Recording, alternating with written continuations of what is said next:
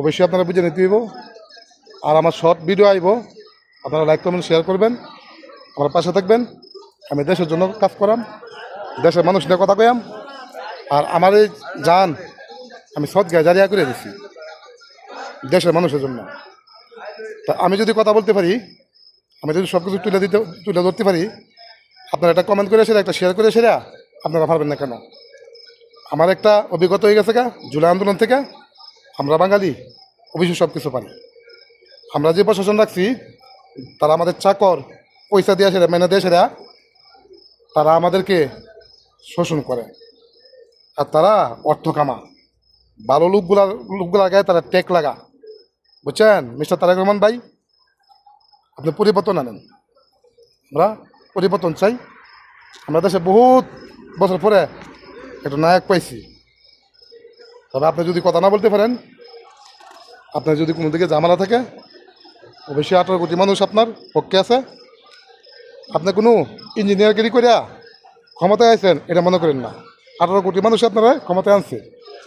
যদি মনে করেন যে না আপনি ইঞ্জিনিয়ারগিরি করে ক্ষমতায় আছেন, এটা ভুল করবেন। এই সিদ্ধান্ত আপনার ভুল হইব। আপনি যদি মনে করেন যে পুলিশ প্রশাসনে, সেনাবাহিনীর প্রধান, পুলিশের প্রধান আপনার ক্ষমতায় বসেছে, এটা হবে ভুল, চরম ভুল। আপনার ক্ষমতায় বসেছে এই বাংলাদেশের 18 কোটি মানুষের। 18 কোটি মানুষের পক্ষ থেকে আমার দাবি একটাই, আপনার দেশে পরিবর্তন আনেন। আমার থানার পুলিশ আমার থানায় ডিউটি করান। আমার থানার পুলিশ, আমার ডিস্ট্রিক্টের পুলিশ, এসপি আমার ডিস্ট্রিক্টে রাখেন। এই সন্ত্রাস কায়েম করেন না। আমার ডিস্ট্রিক্টের এসপি এসেরা ঢাকা শহর সন্ত্রাস করে, ঢাকা শহরের এসপি এসেরা আমার ডিস্ট্রিক্টে সন্ত্রাস করে। আমি এতটুকু বলতে পারি যে আমার ডিস্ট্রিক্টের এসপি যদি আমার সাথে অন্যায় করে কম করে হলো, যদি আর কিছু না পারি, তার ঘরের ভিতরে রাত্রেবেলা পেট্রোল তেল দেয়া, বাইরে তালা মারিয়া পুরা পরিবার সহ আমি জানাই দিয়াম। এরকম লক্ষ লক্ষ বাংলাদেশি ভুক্তভোগী ভাই বেড়াদারা আছে। আপনি পরিবর্তন আনেন প্রশাসনের মাঝে। আমার জোর দাবি, এরকম সন্ত্রাস আমরা হইতে দিব না বাংলাদেশের ভিতরে। বুঝছেন?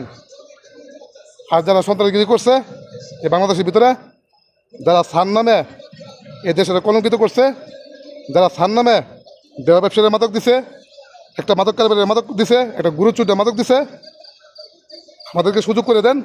যার যার ডিস্ট্রিক্টের পুলিশ তার ডিস্ট্রিক্টে পাঠান। আমরা পরে আমার ডিস্ট্রিক্টে আমি তার নামে মামলা দিই। অন্য ডিস্ট্রিক্টে যারা আছে আমি অনেক মানুষটা চিনি, আমি কসার। বুঝছেন? পিআইপির এক অফিসার আমার মামলা তদন্ত করছে। আমার মামলার দেওয়া ব্যবসায়ী করে বসে থেকে বিরিয়ানি খাই গেছে, আমি তারা চিনি।